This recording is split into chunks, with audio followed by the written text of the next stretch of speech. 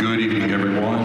Thank you for being here tonight. Looks like we're only going to be about 2 minutes after 6, so I'm going to go ahead and call this meeting to order. It is 6:02 p.m. I will start by reading the mission statement aloud. The mission of Monument Academy is to provide a challenging, content-rich academic program offered within an engaging, caring, and positive learning environment. Established on a solid foundation of knowledge, Monument Academy emphasizes academic excellence, respect, responsibility, character, and exemplary citizenship. Would everyone please rise for the Pledge of Allegiance? I pledge allegiance to the flag of the United States of America and to the republic for which it stands, one nation, under God, indivisible, with liberty and justice for all.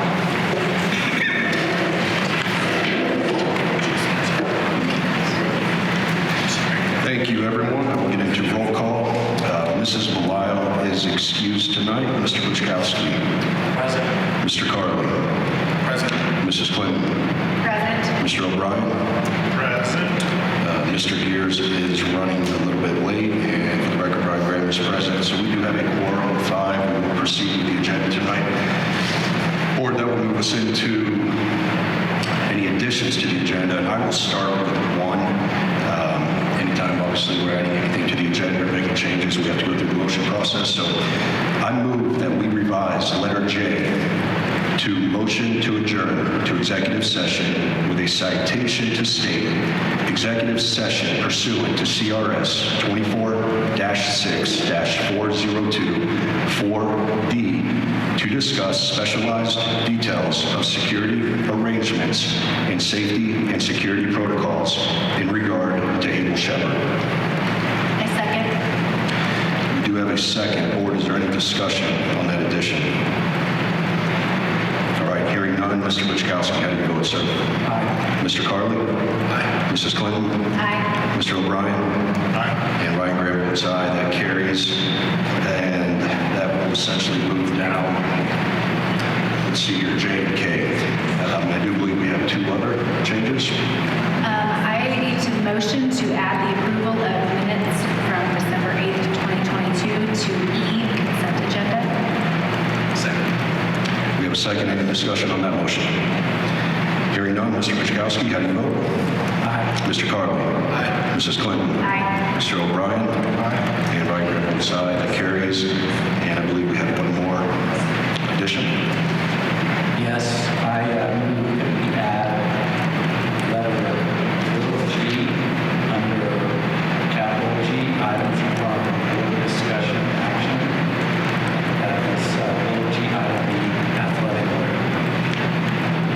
I second that. Any discussion on that motion, board? All right. Hearing none.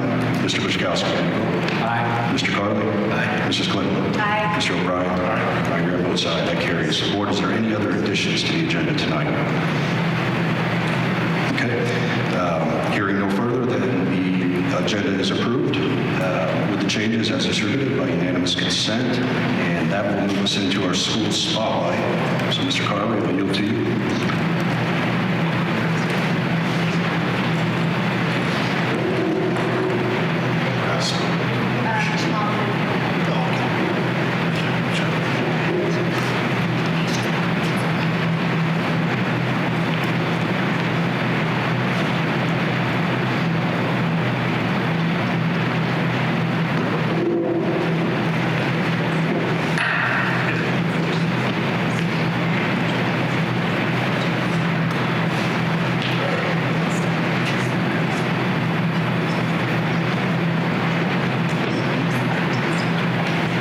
All right. So every month we like to give a school spotlight and recognize somebody who's gone above and beyond for our community. This one is special as well because going into last year we were talking about changing our SRO contract and what that looks like. And Officer Perry has done such a fantastic job building relationships with these kids. It's been huge. From our principals in this building, they couldn't say enough good things about him. Just how much he builds relationship with our kids, but including responding to a threat that we had in December as well. So bravery and just being able to be a good example and good role model to the kids and actively showing them what an SRO should do, I think is critically important. On top of that, he's talked about volunteering for the football team, and having somebody that involved in our community, it's been a great change on the SRO contract. And we can't tell you how much we appreciate you, Officer Perry.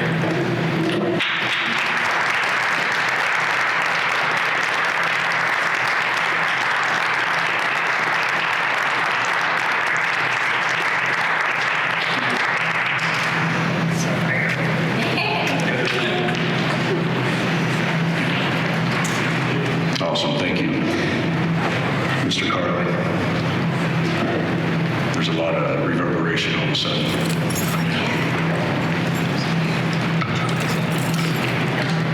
There you go. Now it's close to my phone. I'm sorry. Okay. Thank you, Mrs. Clinton. No, it's still there. 5.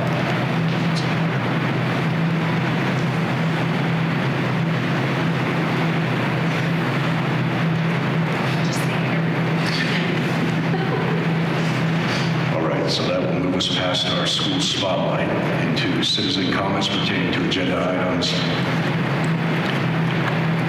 Am I correct that this is voided? Okay, terrific. So no citizen comments pertaining to agenda items tonight. Board, that will move us into our consent agenda. So board, the minutes from December 8th, December 16th, and January 3rd have been distributed to you electronically. Are there any corrections or requests for the minutes to be read aloud? All right, hearing none, the minutes are approved as distributed by unanimous consent, and the next item on the consent agenda will be the approval of the February 9th meeting at 6 p.m. here at East Campus. Is there any objections to February 9th? All right, the meeting date, time, and location is set by unanimous consent. That will now move us into reports of administrations and committees, and we get to hear tonight from our interim COO, Ms. McClellan. All right, thank you. I'm excited for my very first ever Monument Academy update.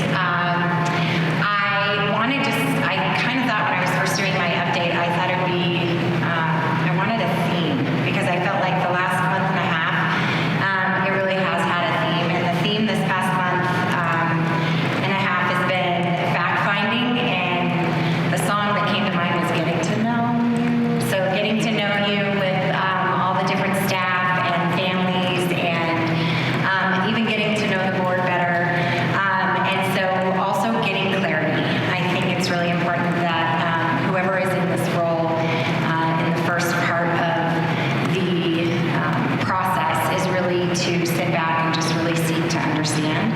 And so the part of the thing, some of the things that I've been working on is really has to do with organizational leadership. I have had various meetings with individual staff members, including admin, and to gain updates and doing that fact-finding to enhance all the aspects of school operations that will really be identified through the research of other matters directed to by the board of directors as well. And so some of these items have been calendar. I did have a meeting with all of the admin and kind of proposing, we didn't have a calendar approved yet, and so I looked at asking them, hey, are there any changes to it that you would like to have made? And we talked about a week-long fall break. I had them put it out to staff. They did come back this last week through collaboration and feedback from staff and whatnot. It's just to keep it the same. That possible week, that the way that it's been going is keep it as close to D38 as possible. So we will be presenting the full calendar to you in the February board meeting. So just to give you that update. And I do appreciate that with the admin team that did that this last week. So nice job. And handling various staffing matters. There have been some staffing matters that we've had to work through with Krista from HR. And met with Tina Leone, to discuss some of the curriculum committee needs that have occurred and begin to work on some action steps to take place in the following meetings that will be coming up. She did cancel the last curriculum meeting, and that was really primary to me saying, hey, let's really make sure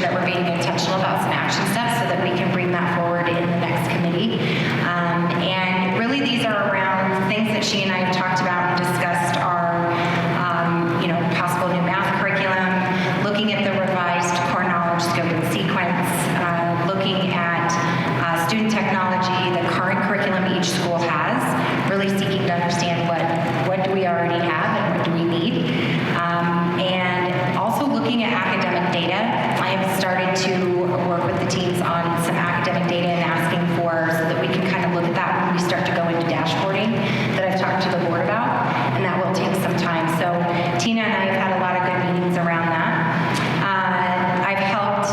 I did get to have a secondary fireside chat and got to meet with some of the secondary staff and talk through sort of who I am and what are some of the things that I'm doing in the next 6 months. Also got to have a wonderful fireside chat with parents. This last at Serrano's. Yeah, at Serrano's on Monday. And that was so much fun. I mean, here you think a meeting's going to last an hour, and I think we were still walking out trying to talk with parents, and it was like 2.5 hours later, and I got so much from that, so I want to thank all the parents that did attend. I just see so much value in being able to speak with parents and speak with the community, so I'm looking forward to doing that again soon. I even get to have some follow-up meetings from that meeting as well. And then, let's see, we also have had some continued support with board relations. So I've been doing a lot with board relations. I've been meeting with Lindsay and Ryan, and was able to meet with Emily, attending all the board meetings that we've had, and being able to kind of seek to understand how you guys run things here, and just love it. You guys are an amazing team. I will say, from all the boards, you know, I have a board over at New Summit as well, but it's so fun to see how well you all work together. So I do want to just affirm you all. The school has a really good board. So, and reviewing charter contracts, I will say it was a little difficult to find where the charter contract was for. We have a charter contract. I mean the charter application. So I've been reviewing the application that the secondary campus had, just so that I can understand what was submitted to the district as a part of my fact finding, and then how that correlates with what the charter contract is, so that I have a better relation and understanding when I'm working with the district. So that definitely takes a lot of fun reading that I got to do over winter break. And then beginning collaboration with the NSCA staff, so the New Summit staff. We don't have a high school, and so that staff came over to look at the high school, so that we can look at sending our 8th graders to Monument Academy to help with enrollment.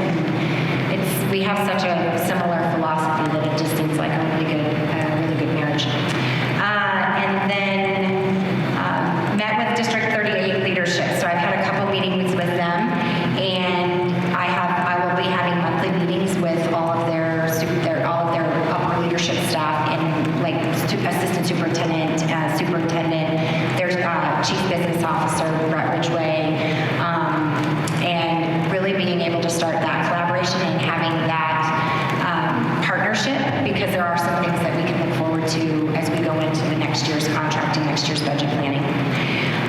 Recirculation project weekly meetings. Been drinking a bit from a fire hose on that one, but lots of good reading there, and I'm looking forward to helping support the recirculation projects.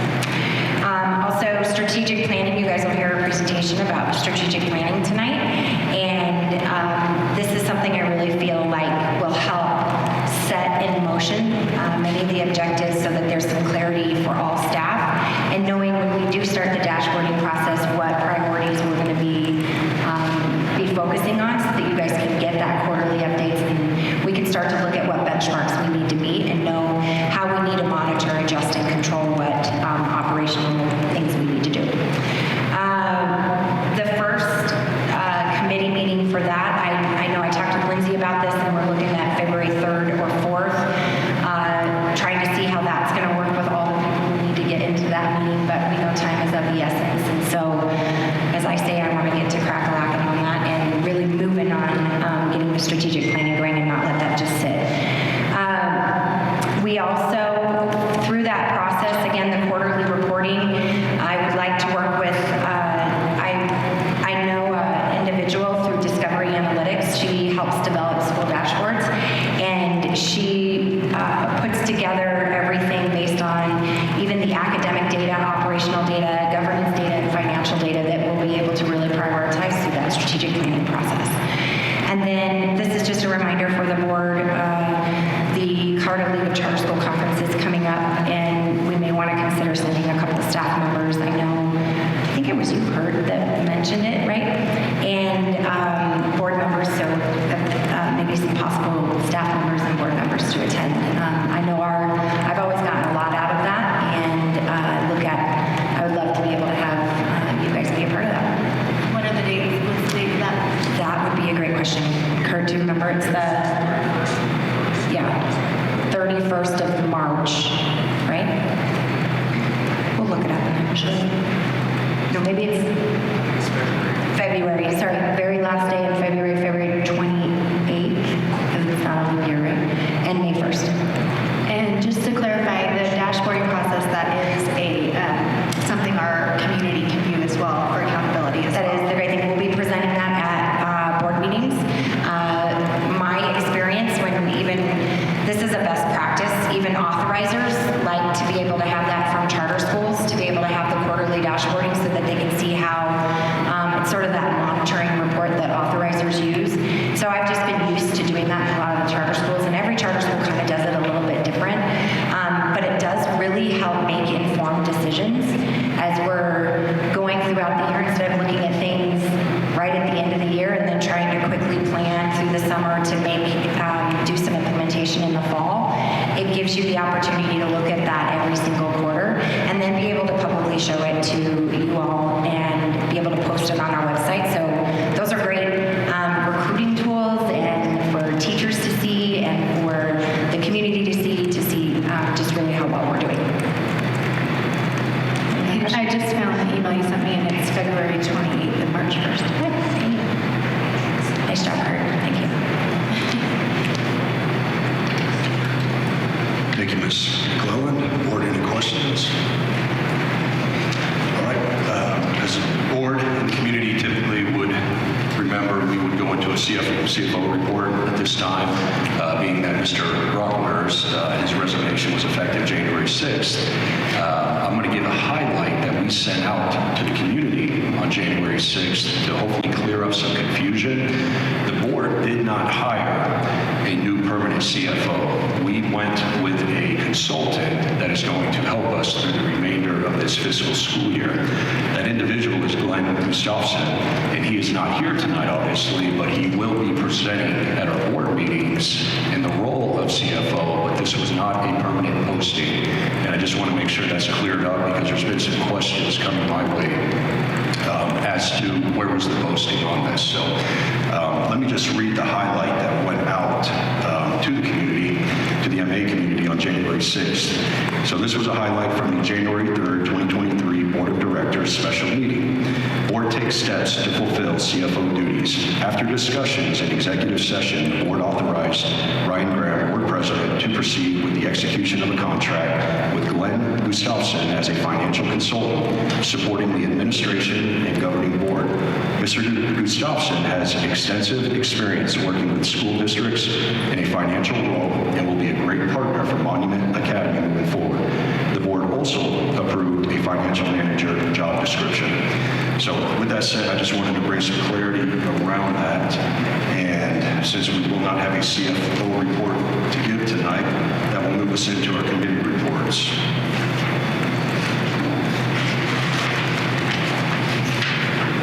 So I'm going to give a Highway 105 update. There is a lot going on with Highway 105, so I had to put down some notes, so I'm just going to kind of read off of these.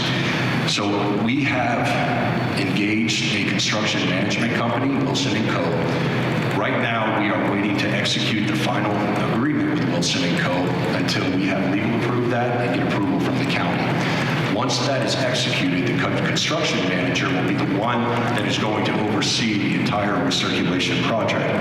Our intent is to have that executed probably this week, and I say tomorrow potentially if we get word back, or next week. Once the construction management agreement is executed between MA and Wilson & Co., they are going to review the bids that we have for the construction portion of the recirculation. And I know there's a lot to that. Part of this project requires us to sell a little parcel right next to Highway 105 of that land that MA West sits on. And so they will also be reviewing the proposal that we have received from the county. Additionally, there are indemnification easement clauses that we have to work through. So that's going to be part of what the construction manager will be doing once we have something fully executed, again, hopefully next week.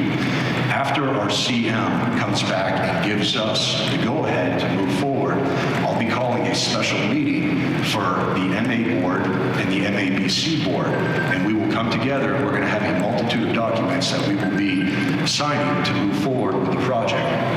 If all goes as planned, the intent right now is by May 15th to have the construction underway for Phase 1 at West Campus. Phase 1 will entail the road that's going to be carved in behind West Campus, which essentially will create the recirculation for the car line. If the project goes off without any big hitches, we hope to be completed with Phase 1 by September, maybe October at the latest of this year. As many of you are aware from our previous conversations in these board meetings, the church has given us permission through a use agreement to continue egressing out onto 105 through December 31st. Once our recirculation plan is completed, that use agreement will cease, and essentially there will be a gate at the top of the S-curve where we would be exiting out onto 105. So the recirculation will entail us coming in off of Knollwood, going around the school, and coming back out to Knollwood. So that is the plan. Once that is completed sometime next year, our hope is that we will see Phase 2. Phase 2 is where they're going, the county will actually come in and do the expansion of Highway 105 in its entirety. When that plan is completed, there will also be a proposed roundabout at Knollwood and Village Ridge Point when we enter into MA West. So there's a lot going on, a lot of moving parts, that everything is happening very quickly now. We've been waiting on third-party approvals, and we've also been waiting on receiving those bids from the construction company. As many of you recall, over the summer, we did not receive any bids from any construction firms for the project. So as of now, we have 2 bids in hand, and that is why this is all happening now very quickly. That is my update for Highway 105. Board, any questions? I just want to thank you for all the work that you're doing on this. I know it's a lot of time, and especially with Mr. Brockmeyer's departure, it's all on your shoulders. So I just want to let you know that we appreciate the work you've done on this. I know it's been a lot. Thank you, Mrs. Quinn. All right. Next on committee reports, Mrs. Belisle obviously is absent. Do we have anything in regards to curriculum that we can share? I just know they didn't meet this month. They were reviewing some things, especially regarding technology and iPads, and they're going to meet in February, but beyond that, I'm not sure. So just that update, so she should have an update for us in February. Terrific. Mr. Gears, Southwest.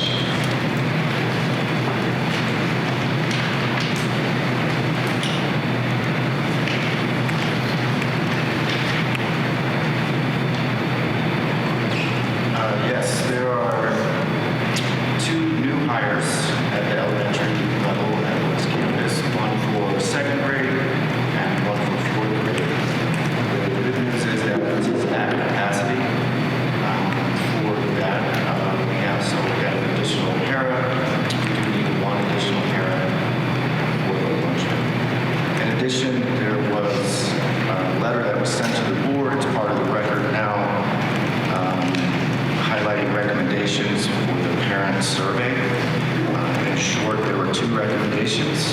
The first, hire a communications manager, and the second, to educate the public on CMAS testing. Again, that letter has been put into the record. I don't have it available to, otherwise I would read it into the record if that was desired. Looks like it is. With the board's permission, I'll read the letter.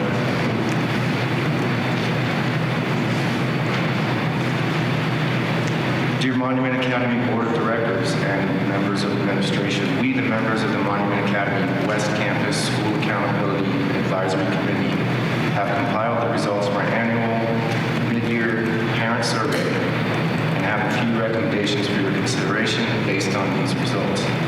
Our survey, which was distributed at the beginning of December 2022, garnered 144 responses. Please note that this represents approximately 33% of our parents and families at the elementary school. Much gratitude was expressed throughout the survey for our hardworking teachers, parents, building, and office staff members. Families have noticed the above and beyond effort these professionals have put into the daily operation of our school and seem to feel confident that our children are in a safe environment that nurtures the students' love for learning. Perhaps a counter to this positive was the concern about our elevated teacher turnover rates from year to year. Consistency and stability both influence children's perceptions of safety and well-being. And retaining quality teachers that are drawn to our school's culture should always be in the forefront of our minds. We understand the board recognizes this issue as well. And that efforts are being made to hopefully reduce our turnover rate through fundraising efforts that will provide generous bonuses to our dedicated staff. In our 2022 middle and end of the year surveys, we heard the strong desire for return of a character trait program. We're happy to relay that this year many survey respondents left comments filled with gratitude about the Character First curriculum that our West Campus administration brought into the classrooms. Each month, a new character trait is taught to the students in every grade level. Teachers are able to utilize methods from the Capturing Kids Hearts training and tie-in grammar from the monthly Character First lesson to help students realize miscommunications and come through situations of conflict with a better sense of maturity and understanding.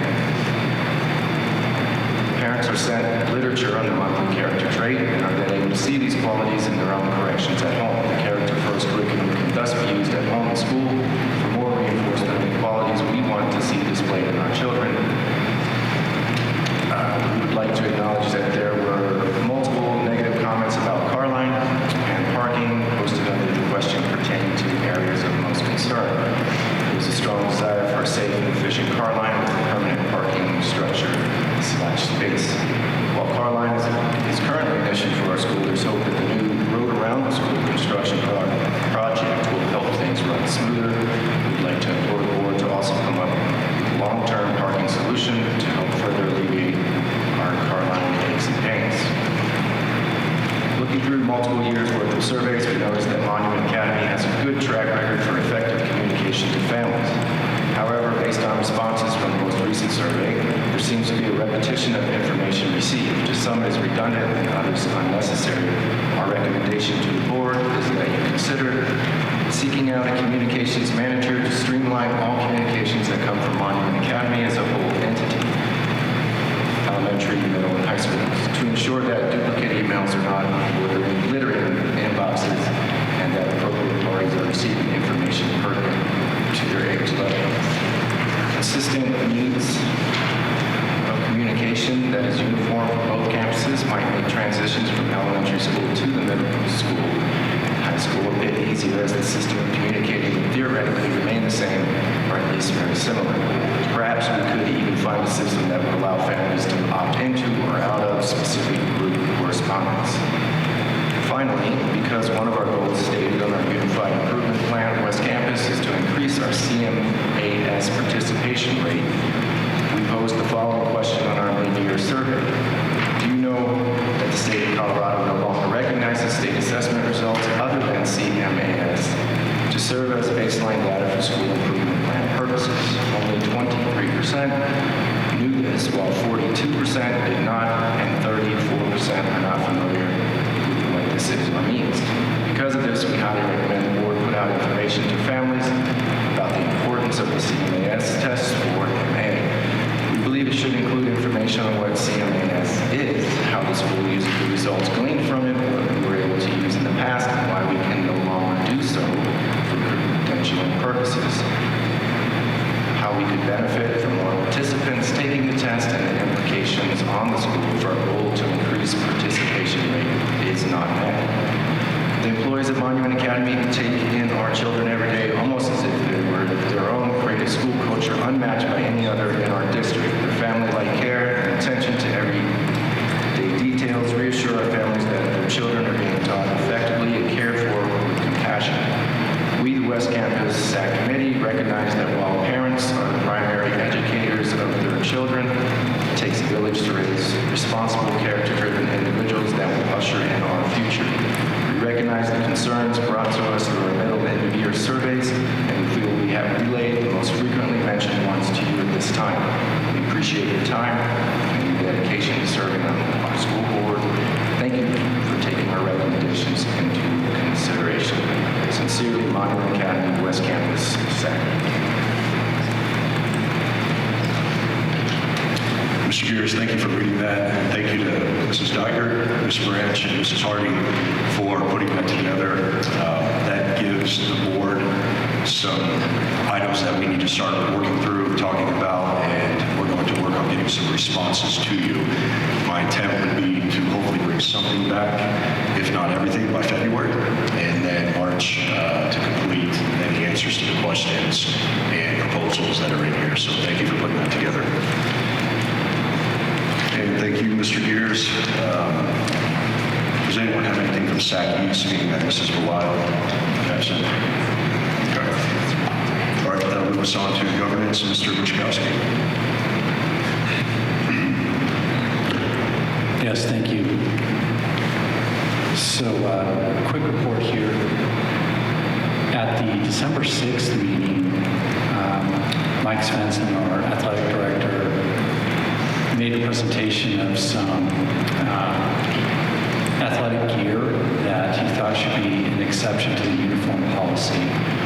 And the board tasked the governance committee with redrafting the middle school uniform policy to allow those uniform exceptions. Since that December 6th meeting, I did receive a few concerns from parents that perhaps the exception for the athletic purposes was unfair to the art department. So then I reached out to sort of the art leaders and teachers of the middle school to engage them to what they thought, if they wanted an exception as well for various art activities, fine art activities, or if they thought that the athletic should have an exception and if it would be unfair. And so during that time, then there was Christmas vacation. After that time, I've been able to talk to most of those sort of art leaders in the middle school, and really none of them have any concerns about the athletic exception to the uniform policy. And none of them at this time have sort of an art exception to the uniform policy that they would propose. Not that maybe in the future that they would not, but at least at this time. So where we are today is that although we don't have a redraft of the middle school uniform policy at this time, because we're just sort of waiting on information, I did add to the agenda under G to add little g to discuss athletic wear. And it will be my intention during that discussion that we offer sort of board approval for Mike to proceed with his athletic gear store, being able to order that, because we do have these winter sports in full swing right now, rather than waiting another month. So as we get to that discussion later, I thought we could at least allow him to move forward and then draft a policy between now and the February board meeting with the intention of approving that policy that's drafted specifically for the athletic gear that Mike proposed. Joe, just to clarify, my understanding from Mr. Svensson's presentation was that some of the gear could be personalized to say Monument Academy Drama Club, Monument Academy, whatever, and so that would be inclusive to everybody. Am I remembering that correctly? No, yeah, that's correct. It's just whether it's like those particular articles of clothing certainly have sort of more of an athletic appearance to them, if that would be desired by the art department, or if any sort of athletic exception would be viewed as sort of unfair at this point in the middle school. And that concern doesn't seem to be there. So hopefully we can just move forward and then just so that Mike can move forward today as well, and that in February we finalize the policy. Thank you, sir. We'll stay with you, Mr. Chakowski, for finance. No report, thank you.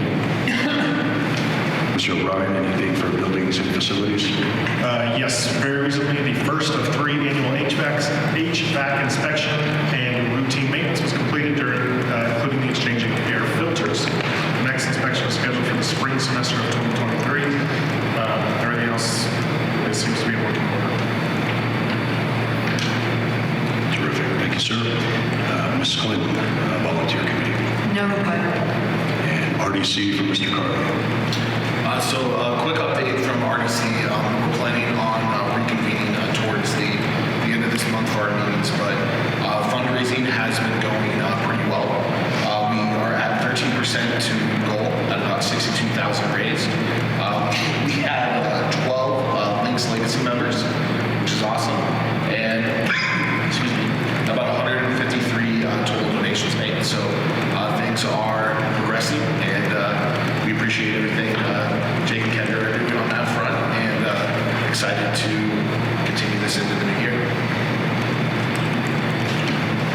All right, thank you, sir. Now we'll complete reports of admin and committees, moving us into items requiring board discussion and action. So first up tonight is the Colo Trust resolution. I know a lot of people are probably asking, what is that? So I actually have something I'm just going to read off. I'll try to get through it quickly, but this will talk about what Colo Trust is. So Colo Trust was established in 1985. Colo Trust is a statutory trust organized and existing under the laws of the state of Colorado and is intended solely for the use of Colorado local governments.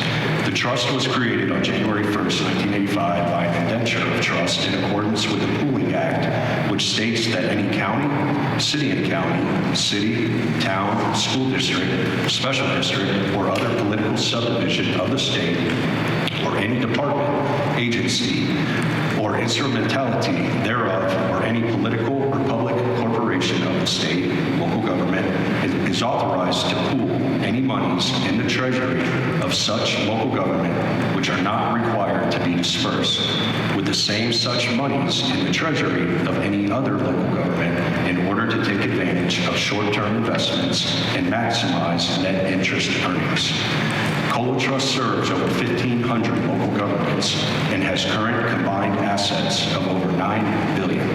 Colo Trust is designed to provide local governments with a convenient method for investing in short-term investments carefully chosen to provide maximum safety and liquidity while still maximizing interest earnings. Colo Trust is comprised of 2 funds, Colo Trust Prime and Colo Trust Plus. Colo Trust Prime invests only in U.S. Treasury and government agencies. Colo Trust Plus can invest in U.S. Treasury, government agencies, and in the highest rated commercial paper. Both programs carry a AAA rating from S&P Global Ratings. A 12-member board of trustees elected by the fund participants is responsible for overseeing the management of Colo Trust, including establishing operating standards and policies. Public Trust Advisors serves as the investment advisor and administrator. There are 4 general objectives for Colo Trust. Number 1, legality, to invest only in investments legally permitted under Colorado state law. Number 2, safety, to minimize risk by managing portfolio investments to preserve principal and maintain a stable net asset value, to maintain the highest money market rating for the Colo Trust portfolios from a nationally recognized statistical rating organization. Number 3, liquidity, to manage portfolio investments in a way that ensures that cash will be available as required to finance participants' operations. And lastly, yield, to maximize current income to the degree consistent with legality, safety, and liquidity. So what I am proposing tonight, and this has been in conversation with the person that we have hired as a consultant for the CFO position, I'm going to read a resolution to the board. So I'm going to move that the Monument Academy Board authorize the board president to execute the trust registration and approve the following resolution. A resolution authorizing to join with other local governments as a participant in the Colorado Local Government Liquid Asset Trust, B-Trust, to pool funds for investment. And before I continue on, Board, I'm going to actually hand out these resolutions. I apologize.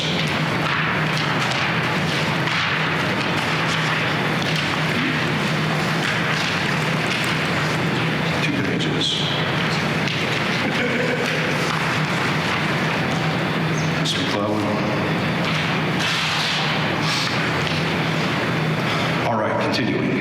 Whereas Monument Academy, MA in El Paso County, Colorado is a nonprofit corporation and a local public body acting by its board of directors, and whereas the members of the board of directors of the school, the board have been duly elected, chosen, and qualified, and whereas pursuant to Part 7, Article 24, CRS, it is lawful for any local government to pool any monies in its treasury that are not immediately required to be dispersed of the same such monies in the treasury of any other local government in order to take advantage of short-term investments and maximize net interest earnings.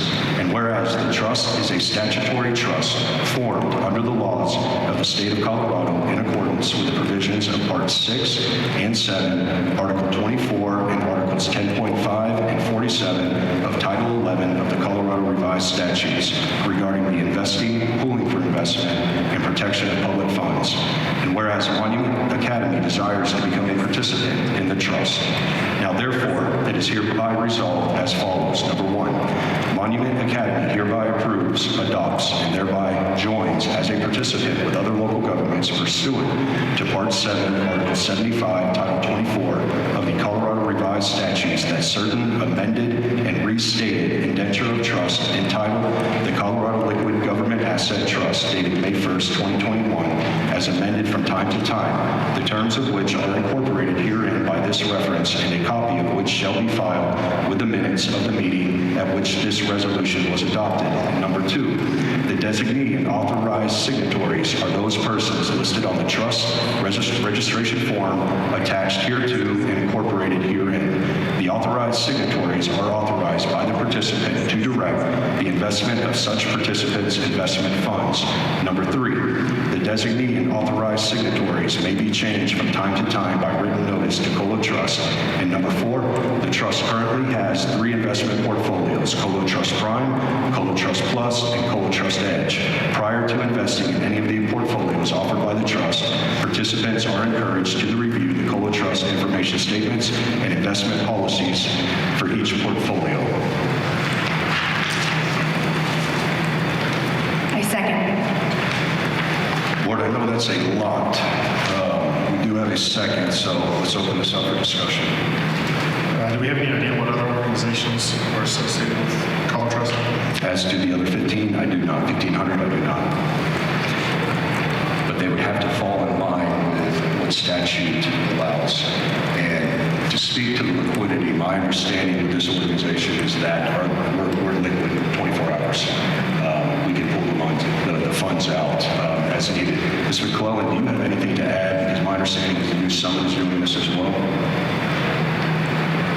Yeah, so one of the things that I know many school districts send, this is a, Colo Trust is one that in the past, the percentage has been pretty low, so when you put your money in there, it's not gaining a lot of interest. But I know for New Summit alone, when we looked at it, we gained another, I think it was 60-some plus $1,000 based on the percentage rate that it's gaining right now. And we'd only planned $2,000 because in the past, that's kind of what it's been. But when comparing it to where your money is right now, with the amount of money that could be invested in that is pretty substantial in terms of a positive gain for Monument Academy. I don't know the exact number, so I don't want to say the exact number, but Glenn knew that this is definitely with the interest rates where they're at right now. I believe when he had looked at it last time, it was about 4%. And that's a lot more than what we've been receiving before. So. My recollection is 4.5, and if we were to, say, even put $1 million into that, it would be an annualized return of 45. Right. I remember hearing a 90 number that we would be. That would be if we went with $2 billion. Yep. That would be discussion, please? I have a quick question. Resolution says that Monument Academy desires to participate in the trust. So the trust is a holding mechanism. What are the assets and financial obligation that Monument Academy is going to invest in? Know what that? Not yet. We don't know what that number. So what would happen tonight? There's two things that the board would have to approve. Number one, the resolution. The resolution has to be presented with the application to COLA Trust. So the board would have to authorize, number one, the resolution, and number two, either myself or Ms. McClellan to execute on the registration portion for COLA Trust.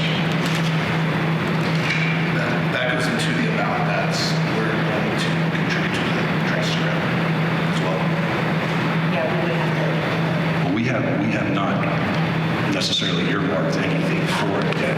This would be the initial steps to say that we are members and we now can earmark, but that would be discussion, number one with the finance committee to bring back to the board how much we would want to appropriate out of our reserves into that. There's other questions that can happen, but for now, this would get us off the ground to say we can invest in that vehicle, if you will, but it obviously requires more approval to even take that first step. I just say this is something I'm in favor of. I think in meetings that we've had, I've appreciated the use of the word creativity and that finding ourselves in the financial position that we're in, that's what we need to be doing. And this is one of those things, looking at, are we investing in the right places where we can really get good returns? So I'm excited about just finding things along the way like this that we can look at as sources of revenue. I completely agree just with that statement. I think, if depending on how much we put in, any percentages, so 4.5% seems like a great idea.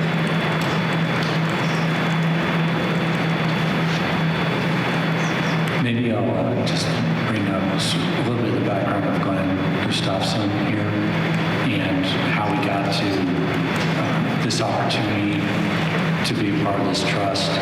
So, like Ryan mentioned earlier today, so Glenn Gustafson is basically the consultant that's sort of filling that CFO role, at least through the rest of this academic year. And maybe just let me bring up a little bit of his background. So since August 2021, he's worked for the Colorado Department of Education as their school finance manager. So he's the school finance manager for the Colorado Department of Education. Then from 2000 to 2021, he was the chief financial officer of District 11. So this is a person who has spent more than 2 decades in very high roles of finance for schools. And so he has been a part of other schools that have put their money in safe places that are also in compliance with the type of investments that schools can make. And as Ryan mentioned with the Colorado Prime and the Prime Plus, that these are basically investing in government obligations that happen to be yielding a lot higher than, I believe, the checking accounts that we currently are keeping the school's money in. So how we got to this is one of his first recommendations since coming in as sort of a consultant in the CFO role at Monument Academy, is that we've got to do a little bit better with the money that we have in cash that we sort of have to maintain as cash balances. It's just part of our charter requirement and part of our bond obligations that we have to have a certain amount of cash. And right now it's sitting in checking accounts. So this is sort of putting it in government obligations that due to the higher interest rates are yielding quite a bit more. Also, Joe, thank you. is there any further discussion? All right, hearing none, then let me reread the original motion since I went over a lot. I move that Monument Academy Board authorize the board president to execute the trust registration and approve the following resolution, which obviously has been read. And Ms. Clinton, is there a second from you? Okay. Terrific. Then I will go ahead and call the vote.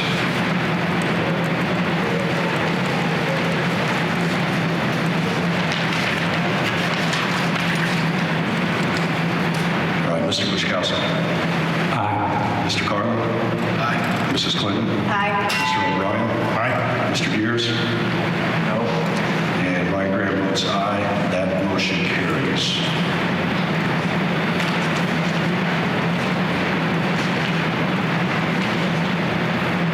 All right, board, that will move us on to our preschool tuition contract update.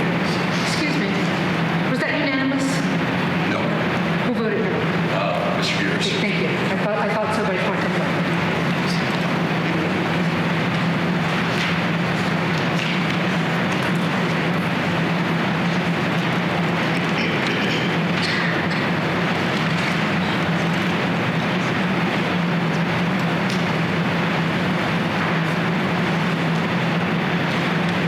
All right, board, let me give you some context and background to the preschool tuition contract. So last fiscal year, Chris Dole, who was our board treasurer, and I both sat on the finance committee. And one of the things that we recognized with Mr. Brocklehurst was that we needed to take a look at our preschool tuition. And we had tasked at the time Mr. Brocklehurst, Mr. Holmes, and Mrs. Hayes, who's now replaced Mrs. Phillips, to take a look at our tuition. And so what has been presented to you tonight and sent out to the community is obviously a draft, but what I'm asking for tonight is for us to have some discussion and approval. My understanding right now is that we have about 50 families that are waiting to receive word from what our tuition is going to be, and we need to exercise something this evening to send back with either a yay or a nay. If we stay with a nay, then obviously we would be looking at last year's tuition contract, which is obviously on the website. With that said, to get us to a discussion point, I will move that the Monument Academy Board approve the updated preschool tuition contract as presented tonight. Second. That opens us up for discussion, board. So I, for one, am pleased to see this because I know that this has been a long time coming. We've needed to review how competitive we are in the area, and the preschool is one of those areas that we actually bring in money to the school through the tuition. So I think this is a really good start for us. Ryan, could you guys maybe summarize what changed? Since this is in red line, I don't, not familiar with what our tuition was before.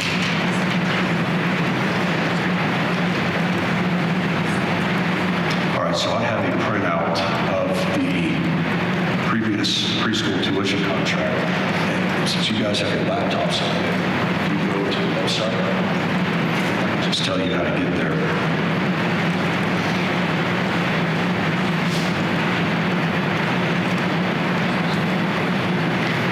So go under schools, preschool, and then go right and see tuition. And that is the tuition contracts that will be for the 22-23 school year. So what is presented tonight was put together by Mr. Brocklehurst, Mrs. Hayes, and this has been vetted and approved by West Campus admin as well, to my understanding. And Mr. Walker affirmed that. And my understanding too is that they surveyed, kind of looked around at neighboring areas and compared our rates to come up with the new draft proposal tuition prices.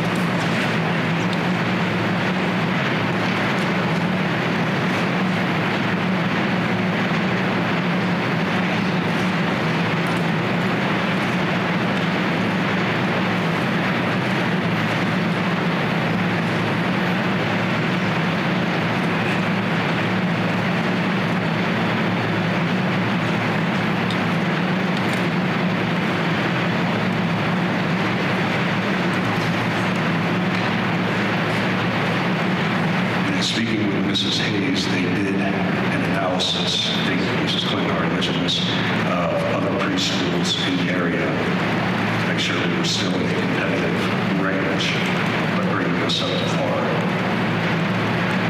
I'm trying to look at other preschools in the area. Do you know if this would be, I know it's competitive, but more expensive, less expensive than other charter academies? I don't know the answer to that. I did not look at any of the analysis. I didn't hear his question. So, looking at other charter academy preschools, do you know if this is putting us more expensive, less expensive? From my understanding from Mrs. Hayes, they looked at the district, nearby charters in North Springs, and private, and we were still lower with this proposal.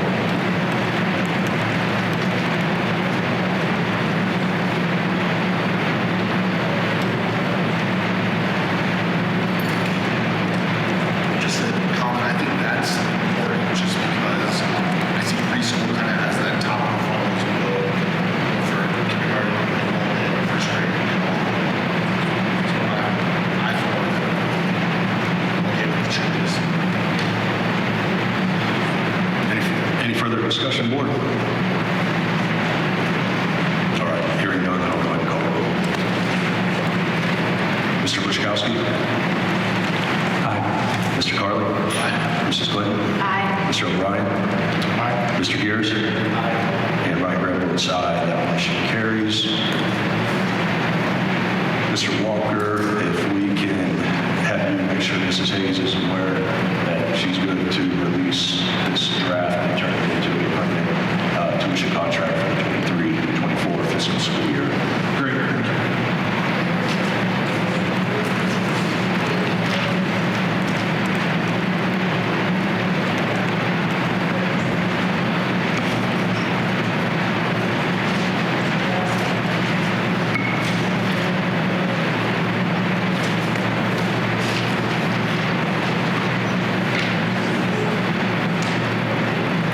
All right, board, that moves us on to our Red Cross facility request. To give you guys some background on this, the Red Cross has requested use of our East Campus in the event of natural disasters in our area. I've got a few notes I'm just going to highlight. Mr. Kennington has met with Monument Fire and reps from Red Cross, and their primary need in asking for the use of this facility was for a winter weather shelter in the event of a snowstorm where Highway 83 and Highway 105 were closed and we had motorists stranded. Some other specifics is Red Cross is a self-contained unit, and they bring everything they need in a pre-staged trailer that remains off-site until the need arises. If and when they request the use of MAEs, they would contact someone in leadership and request authorization for the facility use. Prior to use, they inspect the facility so they can repair any damage that may or may not be done during the time the building is used as a shelter. And for every event, they take out a $1 million insurance policy to cover anything that may happen to the building. And then lastly, for everyone on the board to understand, is that I did have legal counsel review this facility use agreement, and they gave their approval. So it's really up to the board tonight to determine if we would like to allow East Campus to be used by the Red Cross. Obviously, if we have a weather event that closes our major thoroughfares, we're probably not going to be in school. And so we don't have to worry about the student aspect within the school. This does encumber Mr. Kennington and potentially Mrs. McClellan for that authorization of use, because a Red Cross shelter, from my understanding, Mr. Kennington, we're talking about that can open up in the middle of the night. And the fire department does have access to these buildings through the Knox box that's on every one of our schools. They have a key where they can get into the building, but they would have to get that use approval from somebody in the leadership admin realm. So hopefully everyone has had a chance to read through this use agreement. Are there any questions from the board?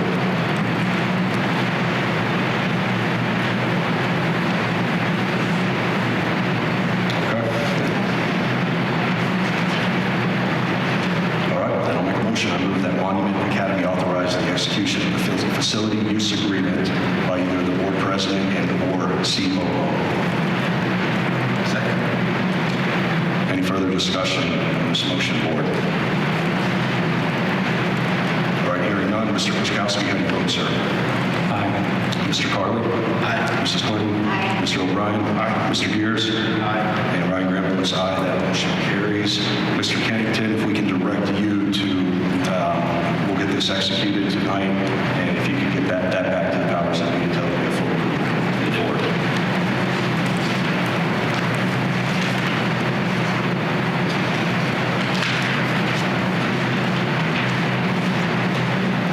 All right, board, that will move us into our 2023 Board of Directors election information, and I'll move to Mrs. Clinton. This action item. So one of the duties I have as vice president is to facilitate the annual board of directors election. This year, we will have 2 seat vacancies. Mr. Graham's 3-year term ends June 30th, and Mr. Gears, who filled a vacancy for the remainder of former board member Mr. McEwen's 3-year term, will also end June 30th. Attached to the agenda that was distributed to the community was a flyer with all the information that I am about to explain. This will also be included in the board highlights. So, as a charter school, a policy is set by a volunteer parent board. Members of the board work diligently to ensure the school is staying true to the mission and vision of Monument Academy.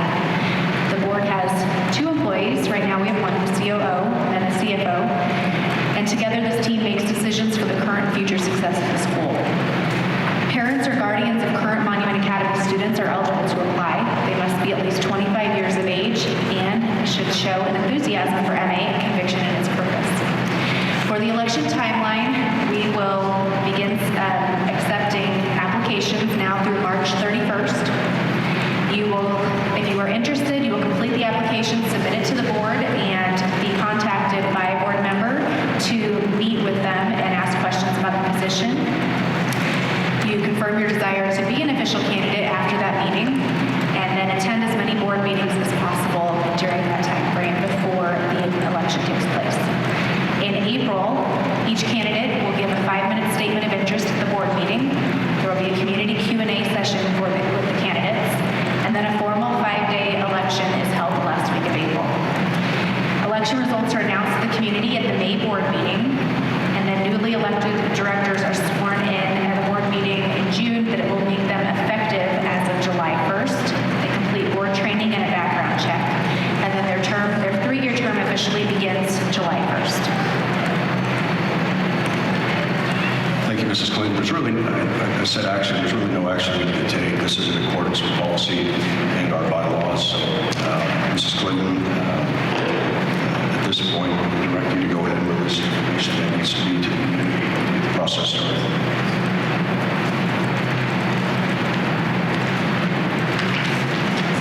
All right, next on the agenda is proposed bylaw change to Article 3, Section 3.2.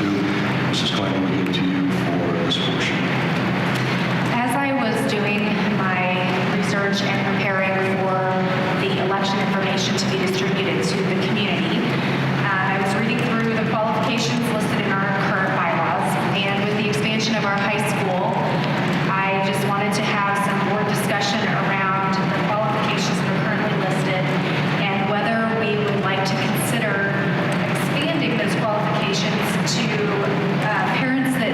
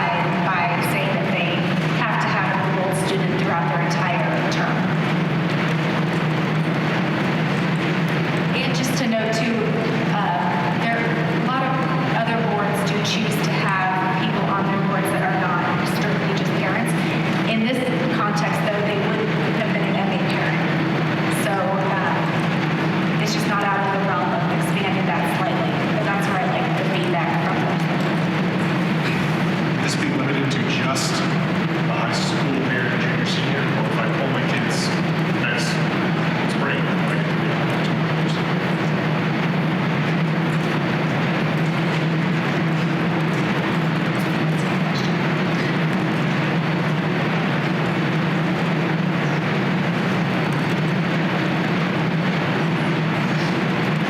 Is there a way to, if we do decide to go this route, to make sure it's at high school level? can we draft it in a way that limits it to exclusively something like that? Like if it's voluntary withdrawal, okay, that's the term. I did put into a red line.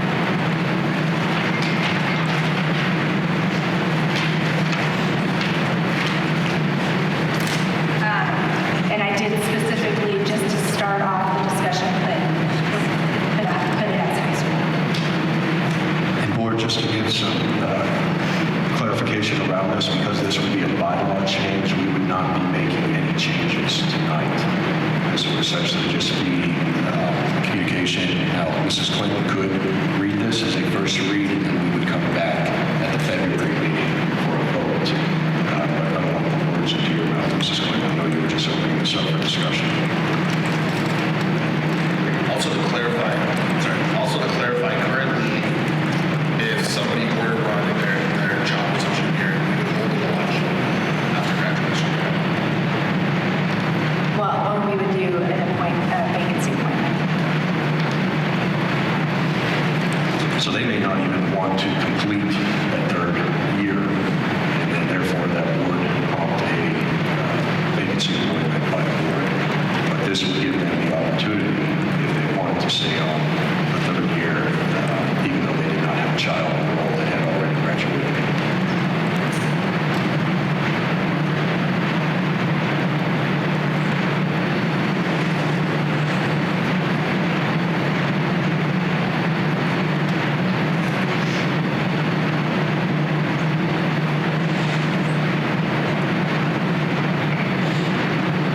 Ms. Glenn, your other option is to table this until next month and bring back a first read after any further consideration if there's anything you want to do in the red line.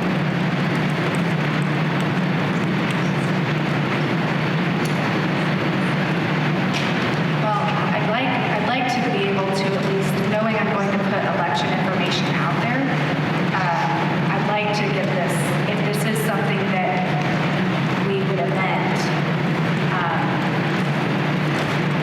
I'd want it to be as expeditious as possible. So what are my options for, as far as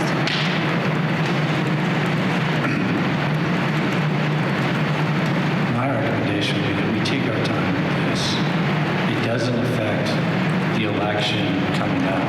Whatever parent is elected to be a part of the board next year, they have to be a current parent. So perhaps it may limit the pool slightly if there is a candidate that basically has a sophomore in school right now. I'd be interested in kind of seeing how other schools do it before we approve a red line to the bylaws right now.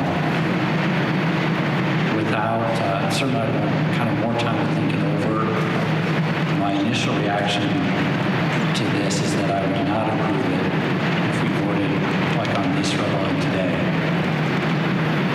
It seems to me that there's some potentials for a few loopholes that can happen, and I'm not sure I'm sold on having board members that actually don't have students at the school. To me, it seems impossible for them to truly be involved the way a parent is. So I'm definitely not ruling this out. I would prefer if we could take our time with this, think about it, and maybe investigate what other schools are doing, and if their exact language in this instance. Okay, well then let's table it for tonight, and I'll do some more research on what other schools have and their language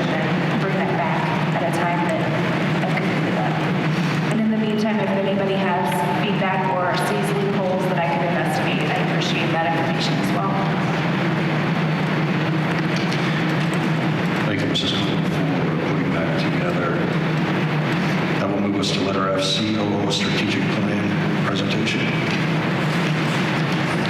Yield to you, Mrs. McClellan.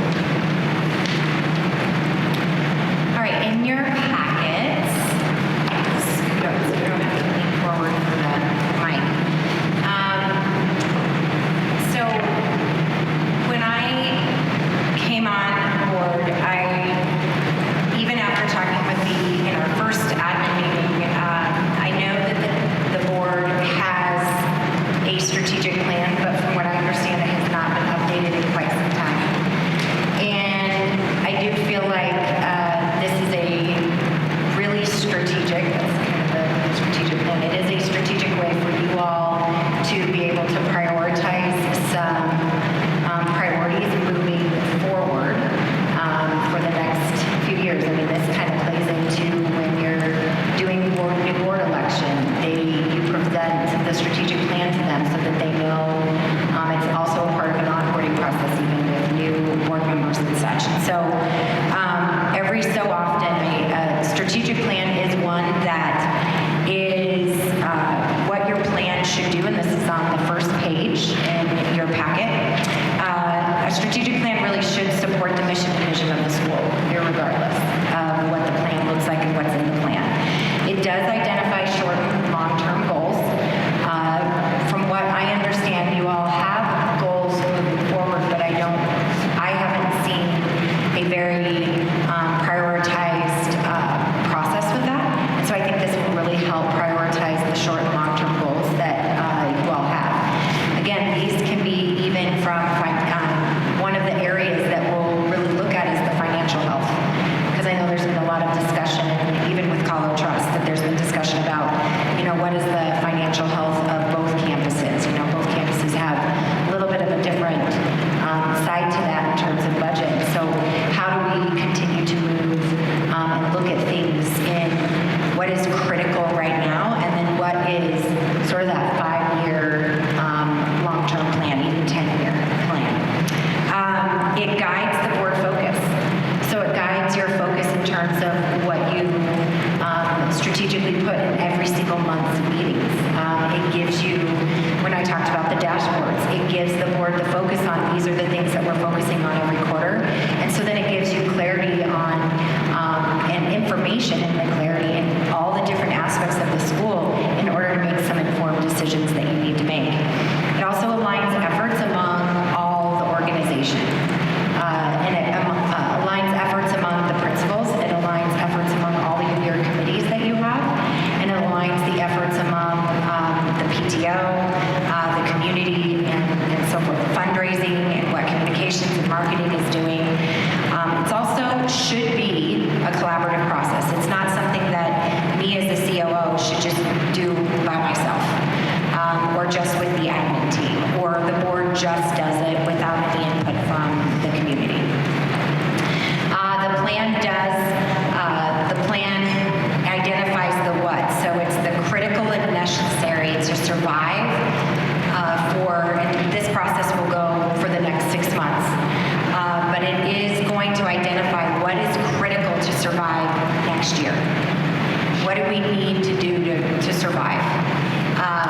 Many organizations, even ones that have been around for many years, they have to be able to look at some of the pain points of what's happening in the organization and what they need in order to move forward. It also then is important for that 3 to 5 years from now. So being able to really have everyone be clear on what that will look like. Okay, next page. Next steps on what I would see that we'd be moving forward with is to focus on the immediate needs identified by a team of individuals. So there are going to be some, I've already heard many immediate needs when I meet with, when I've met with each of the staff members and the admin team. Everybody's kind of, their needs are, I'm seeing a trend, but I think it's important that we all get that together. And then determine the goals for at least a minimum of financial health and student performance. That is a minimum for any charter school or any school or education facility. So financial health, that is the foundation, because without being able to make informed decisions utilizing our budget, it's difficult to know what we can use to a solid education to our students. So those two are a minimum that we would need to be able to identify goals and objectives for. Then after that, we set priorities and objectives that fall into play with those two goals that are set. And it could be 3, could be 4, but shouldn't be any more than 5. Any organization with too many priorities has no priorities at all. And so being supportive of leadership, it also allows you all to align. When I talk about aligning the efforts, it allows us to align the efforts in terms of how you're going to hold this position accountable and how my position would then hold the administrators accountable, all the way to how we work with and how we hold students accountable with their academic performance and so forth. The first part of the strategic planning process, it really should evolve over time. And I think the key to a good strategic plan is that it is not carved in stone. It is a living document. I think a lot of times strategic plans, you spend so much time on developing it, and then it gets put into this really pretty binder with pretty, charts and graphs and things, and then it gets put on a shelf and it doesn't get reevaluated, and it gets forgotten about. And so it really does need to be a living document to be able to, and part of that living document is that dashboarding that happens on a continuous basis, so we know how the priorities are being met and how the benchmarks are being met, what key performance indicators, who's accountable. People will know and have the clarity, and even when it shouldn't be person specific, so a strategic plan can really come alive when you, regardless of whoever is in this role or in your roles as a board members, can also be able to have that to refer back to. Step 1 is that we're really in our first meeting. I'm going to be really working with a lot of the admin and some of our specialized staff to gather all the information and data that we need. We're going to need to pull together data probably pretty quickly if this meeting's going to be in the beginning of February. And I have some examples of different data that we're going to need to pull. So I'll have some teams working on that here very soon. Then the team will asynchronously, so some work will be done asynchronously and some work will be done synchronously, because really putting together a strategic plan in order to be intentional and have action plans and not just have a meeting to have a meeting, where you have a bunch of people giving up ideas and then it seems like nothing gets done, is there needs to be work that's going to be required ahead of time. So read aheads with some of this data analysis, being able to really digest some of that, so when they come to the meeting, there's some intentionality of questions that are going to be specifically asked, so that we can ensure that each of the meetings are effective and that we're moving forward with the process. So that will be happening between, and I put in here January to February, because we'll be collecting the data into a centralized spot. We'll be identifying the committee group, and then in February we'll have that first meeting where I'll facilitate some of that along with some other support. Step 2 is to identify and set goals in March and April. So after we've analyzed and reviewed and gathered all the information, then we kind of look at it in a big picture and we identify what are the goals that we need to set. And then in step 3 is to select and define the objectives, the strategies, targets, and monitoring benchmarks that will happen in May and June. And then step 4 will be the implementation plan. That's the big part of it, where we get into next year and we start implementing and we start getting really busy with that. So, but that's where we get to measure the success and evaluate the progress through that dashboarding. It's key that stakeholder involvement is, and we have a variety of perspectives when doing the process. And I cross my fingers, if everything goes as well as planned, that we draft all of this.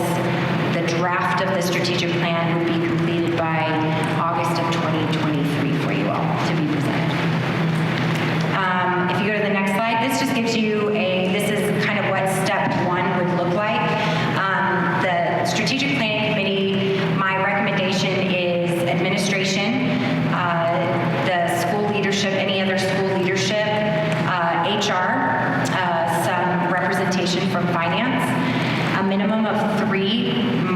Monument Academy instructional staff, so it could be anybody who's providing any sort of instruction to students, and then 2 parents and at least 1 board member. I want to be cautious of having too many committee members, but if you guys have some different recommendations for that, this is just the minimum that I'm saying we would need to have, and as part of that 3 Monument Academy instructional staff, I do think that that needs to be represented in all grade levels, though. You can see sort of what the process would look like. This is sort of just looking at the, how it kind of flows into one another, that it is an ever-evolving process, because as you get into implementation and measuring that success and evaluating the progress, there may be some times where we have to come back in another year and we review the data again. And so then the process so that's where it becomes that living document that you don't just put it in a binder and say, okay, great, we have 5 years to look at this, and then we'll review it again. A good strategic plan is something that is being reviewed on a yearly basis through that progress monitoring process.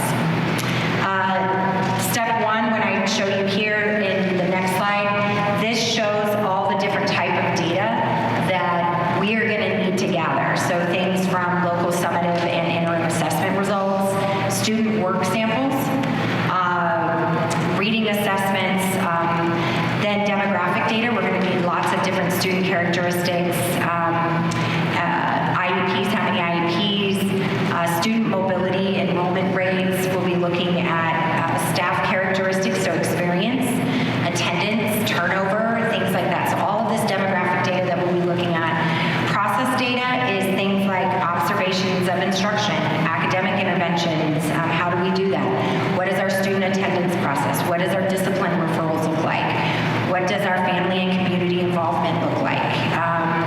How does our MTSS process work? So all of these process data. Now, one of the big things is if we don't have a process for one of those areas, that's an indicator that we need to come up with some, those are some, what do we need to survive kind of things, because I truly believe in when there's a process and standard operating procedures for things, it really does help kind of propel an organization forward. So we're going to be able to identify that pretty quickly with that.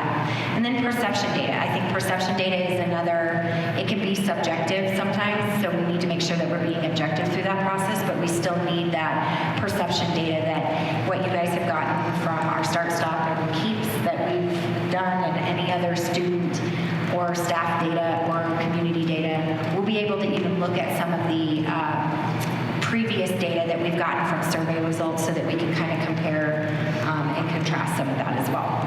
The questions that will be answered in that first step 1 are the questions that you see here on the slide. And this is where we're going to have to be this is why you can see there's a lot of work that has to be done ahead of time so that people are looking at that, because if they don't understand that, then trying to get through the answers to these questions can be fairly difficult.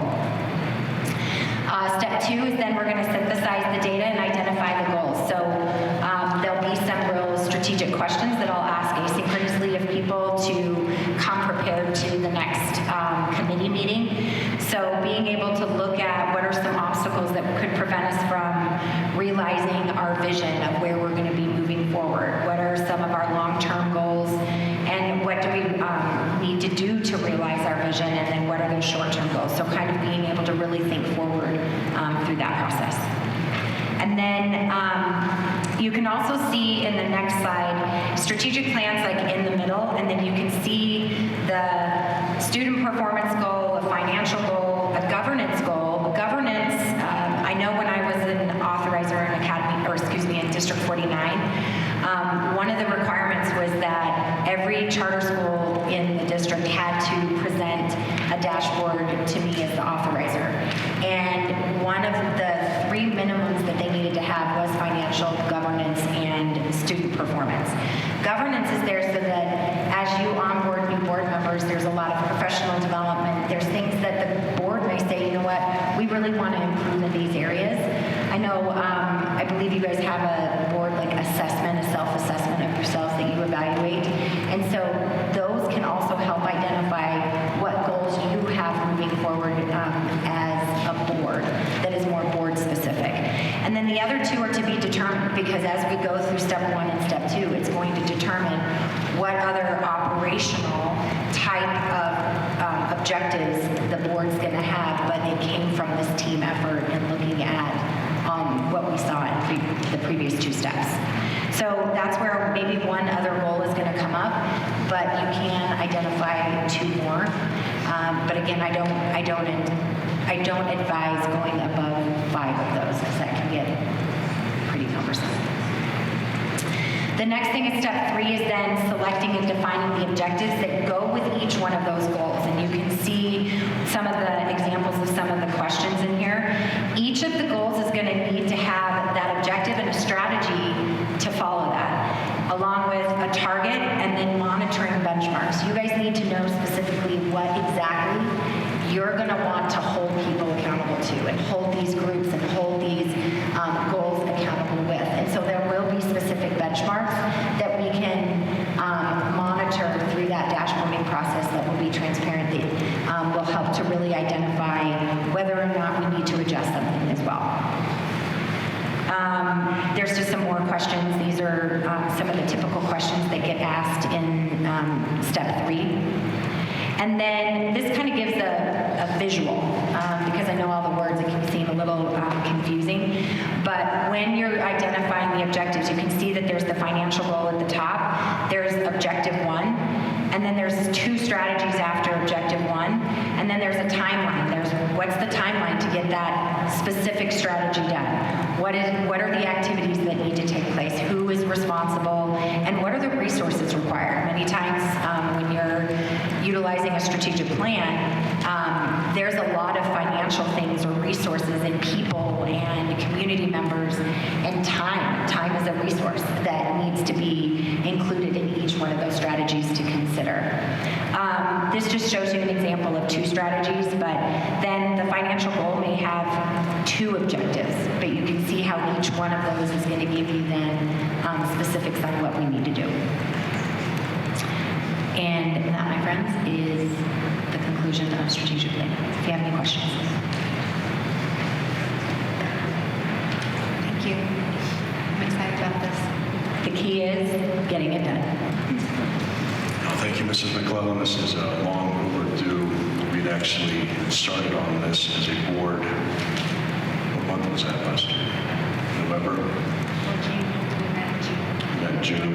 So we really need someone to come in and spearhead, lead the charge on this. I love the fact that you have 1 board member. So the question would be, what do we need to do for you to proceed forward? Obviously, just looking at the action items on here, for the committee. Really, I just need your sort of your blessing on the type the committee, so that we can then, I can go back to the principals and say, okay, I want you, because obviously each of the principals is going to be there. So, and then I'm going to set a date and we'll set the folders and I'll start to work with like even Jake and with Kendra. I mean, this is going to take a big team effort. And so I really want to be able to start that communication with the people who will be on the committee so that I can start dumping all the data and stuff that they need so that they can start reviewing that before that first meeting.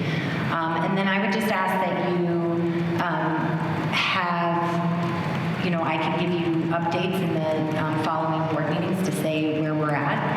And looking at the timing, I'm going to do everything I can to try to stay within that. So the facilitator side of me is going to have to come out so that when we are in those meetings, people are really staying focused and we're not getting off on what I call squirrel moments, because it can seem very overwhelming at first. And so I'm going to need people who are really dedicated to being focused. And so I asked the principals that when we're looking at who to identify for this, we need people who can really stay focused in that process.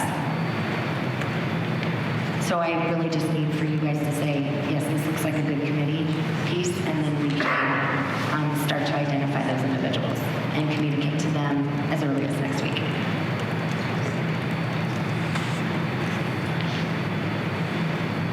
I can't speak on behalf of the board, but I will speak on my behalf, obviously, that I'm good with this. You have my blessing. Board, is there any objections to Mr. McClellan moving forward on starting the development of the strategic plan? I would agree. This is very well thought out, a lot of good synthesized information. As somebody who's kind of addicted to the procedures and systematic protocols of particularly successful organizations, I would support this. Sorry, I didn't hear that last part. I like it. Okay, good. Hey. So that would lead to the next question. Are there any volunteers on the board that would step into the role of the one board of directors position? I totally want to do this. It's my jam. It's her Jimmy Jam. Let's go for it. Board, we can authorize 2 board members, so if there's a second that would like to assist with this. This is going to be a big lift, big commitment. Gentlemen, anyone down here?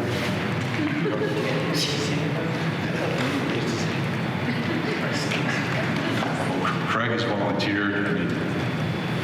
Volunteers for tree. So, all right. What I'm gathering, no objections. So Craig and Lindsay will be your 2 board volunteers to get moving forward with this. Thank you for the time, Mrs. McClellan, putting this all together. That will lead to G, athletic wear, and turn this over to you, Mr. Buchkowski. Thank you. So like I mentioned in my committee report, although we don't have a sort of a red line uniform policy to approve, I think that we can craft a motion that will allow Mike Svensson to move forward with this sportswear and opening like his store to be able to start selling that during this winter sports season. And so I've sort of hashed out a motion here, and I'm welcome to any input you guys might have. And so I'm just going to go ahead and start with the motion. So I motion to approve the athletic sportswear from the December 6th board packet for inclusion in the middle school uniform policy 1501 MS as everyday compliant clothing, and to instruct the governance committee to edit middle school uniform policy 1501 MS to include this sportswear. I second that motion. Board, that opens it up for discussion. Was this strictly for middle school policy, or do we also need to add it to the high school dress code? I believe because the high school dress code is much less formal, that they can wear this stuff anyway. I see a nod from Mr. Kennington on that affirmative. That's correct. Board, any further discussion? Said motion.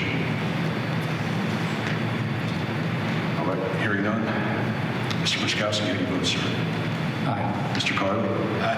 Mrs. Glenn? Aye. Mr. O'Brien? Aye. Mr. Gears? Aye. Ryan Graham votes aye. That motion carries.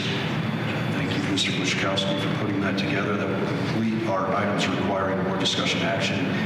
Board, do we have any comments or announcements tonight?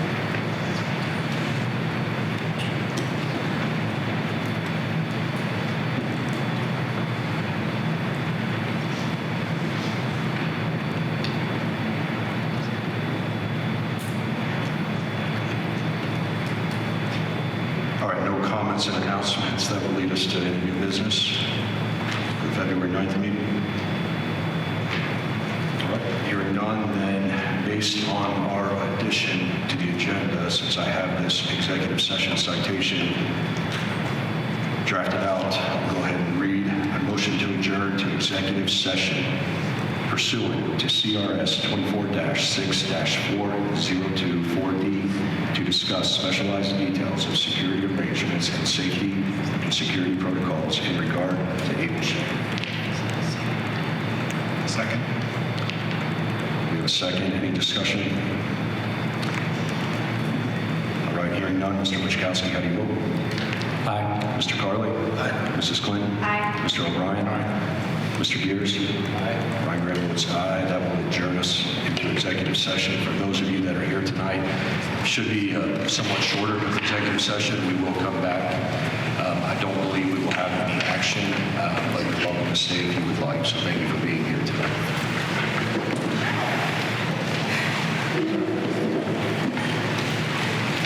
Good evening. We have adjourned from executive session. We are back in open session. It is 8:26 p.m.